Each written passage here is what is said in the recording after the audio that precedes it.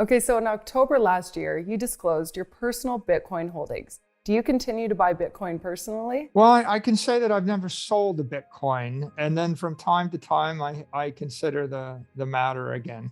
Um, but I still have all that Bitcoin, and I haven't made any other announcements about future acquisitions of Bitcoin, but I may. Okay, so do you think there's any correlation between what is happening in China with Evergrande and Bitcoin? I think that over the long run, no. Uh, right now, Evergrande's got a bunch of debt, and they probably can't pay it all back. So there's, I don't know, I guess a lot of short-term dislocation in the markets.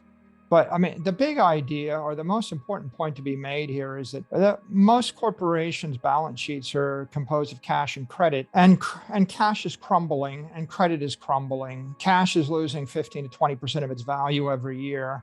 And credit is like a bond. And if those bonds are yielding 2 or 3 or 4% interest, then they have a 2% default risk. And if they're losing 15% of their purchasing power every year, then you can see the negative real yields on credit are minus 15%, and the negative real yields on cash are minus 15%. So, I think that the most important idea is that corporations would do well to actually convert their cash and credit into Bitcoin. And that's what we've done. We saw a price movement this week that coincides with ongoing concerns with Evergrande.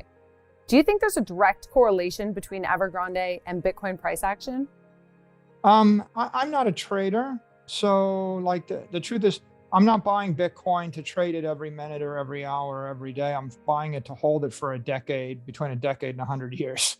So yeah, I mean, the price changes every minute, and it changes every minute based upon what the Federal Reserve says, or what the White House says, or what the Chinese government says, and the like. But I don't have a particular opinion one way or the other. And I don't think that people should really focus upon near-term dislocations when they're investing in Bitcoin. If you're not going to hold Bitcoin for 10 years, you probably shouldn't buy it for 10 minutes, in my opinion, because it is volatile, right? The markets are trading 24/7, 365, and Bitcoin is plugged into the other crypto markets, and the other crypto markets have huge amounts of leverage in them. So if you have lots of leverage trading with thin liquidity, it's always going to be reacting to some random news this way or that way. But I think it would be a mistake to attempt to correlate a positive or a negative to something, because that's a kind of a trader's mentality. And I think 99% of the people aren't really equipped to be traders. It's a very dangerous game and induces great deals of anxiety. Yeah, makes sense. Okay, so let's talk about the regulators for a minute. Do you believe stablecoins will be treated as a commodity or a security? I think they're likely to become securities. I think that the SEC has been pretty clear, and they're saying that most cryptos are securities. Bitcoin is not. Bitcoin is a commodity, and it's pretty clear the consensus is Bitcoin will be a commodity. There's speculation that there's a few other crypto tokens that are commodities, but they haven't been named explicitly. The only one that's explicitly designated as a commodity is Bitcoin. I think that stable coins look like money market funds. Like if you give me $50 billion and I give you 50 billion in tokens, and then I invest the $50 billion into a bunch of bond instruments or credit instruments, then I'm taking risk with the 50 billion. If I were to, for example, invest the $50 billion into Evergrande bonds, and the bonds were to crash by 75%, then the $50 billion of stable coins would become $15 billion or $12 billion of stable coins. And so the SEC and the regulators have a point, which is when you're buying a stable coin, you're probably you're entering into an investment contract, and there is risk. And that means that you would want to know how that capital is invested. If I gave you 50 billion and you put it into a bank account yielding 0% interest in US dollars, that's a much less risky asset or balance sheet than if I took the same 50 billion and bought GameStop. I mean, you could do anything in between. So yeah, I think that they will be deemed as securities, especially the centralized ones. Okay, so from our research, at one time you were a Bitcoin skeptic, and now you are an investor and advocate for Bitcoin. Could you walk us through what made the light go off for you to become a Bitcoin bull? Yeah, I think that Bitcoin's is such a radical new idea that unless you have a need for the solution and you have a lot of time to spend to understand how Bitcoin works, it's easy to brush it off or arm wave it off. The thing that caused me to embrace Bitcoin was in March of 2020, the global economy came to a grinding halt. And it was pretty clear to me that the world wasn't going to just bounce back to the same thing that it had been 15 days later. And when the Federal Reserve and the central banks of the world started to expand the money supply at a very aggressive rate, what we saw was a K-shaped recovery. Wall Street recovered very quickly within a matter of weeks. Main Street didn't recover and still hasn't recovered. And our company was sitting on top of about $500 million of capital, primarily invested in cash and credit.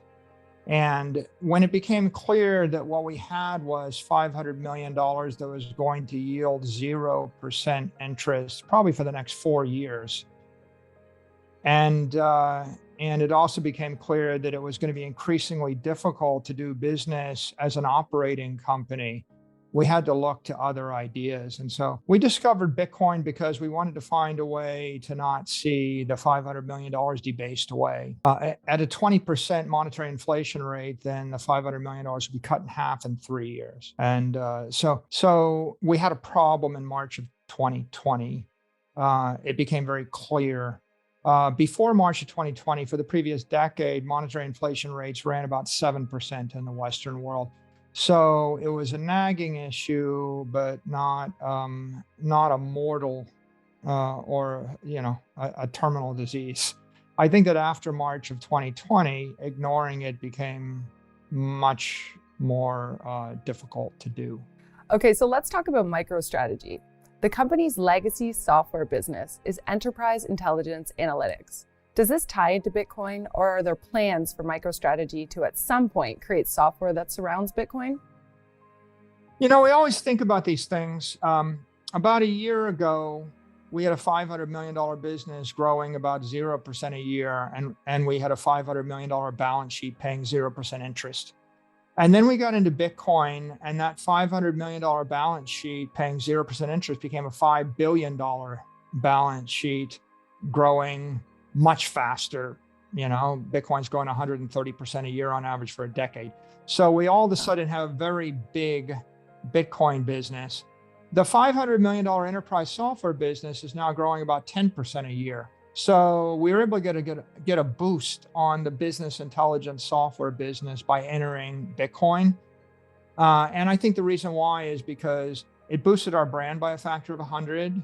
It boosted our credibility with all the CXOs and all of our customers by a factor of 10.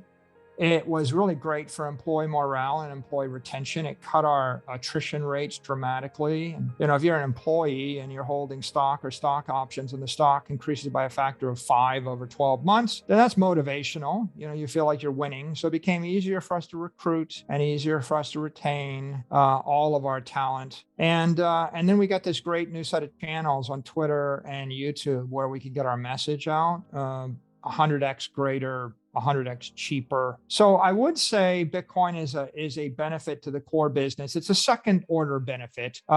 It's a first order benefit to our balance sheet and our shareholders. And the two of them have worked out well together as a complement.